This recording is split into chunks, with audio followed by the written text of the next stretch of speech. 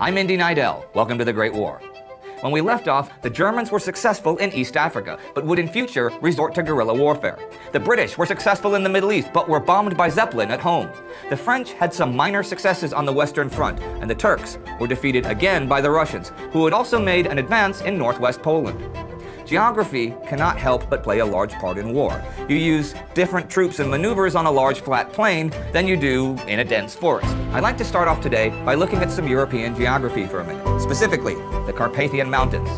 Now, we're looking at a barrier about 100 kilometers wide with a median elevation of over 1,000 meters. Now that's a formidable natural barrier for any army to get through, and even in the main passes of the Carpathians, there were only a handful of poorly constructed roads and railway lines. It's always cold and damp up there, but once the snows come in November, they remain there till the spring, with occasional sudden rises in temperature that cause large-scale flooding. Mountain warfare has a whole series of other unique difficulties. Troops obviously have to be specially trained and equipped. Maintaining supply lines and maneuvering can be a real problem.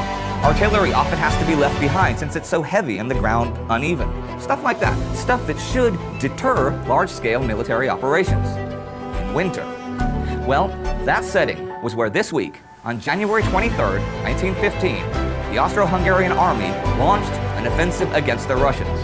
This was the brainchild of Austro-Hungarian Army Chief of Staff Konrad von Hotzendorf, who believed that Austria now needed a major victory over Russia to show her strength, so that neutral countries like Italy and Romania wouldn't enter the war against her. This makes sense, I suppose, because the Imperial Army had suffered some seriously embarrassing defeats so far during the war, and the second invasion of Serbia in November and December had ended in humiliation. So Austria-Hungary didn't have a whole lot of military prestige left. Also, a whole Austrian army, well over 100,000 strong, was surrounded and under siege in Przemysl, behind Russian lines, and all of the Habsburg gang thought that losing that army might in fact lose the whole war.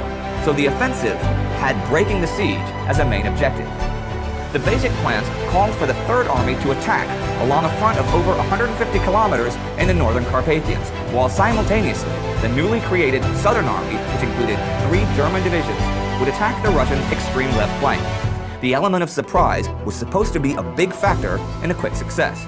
I think we can also all agree that luck was going to have to be a big factor too. The combined offensive forces were about 175,000 men, and right away they proved incapable of accomplishing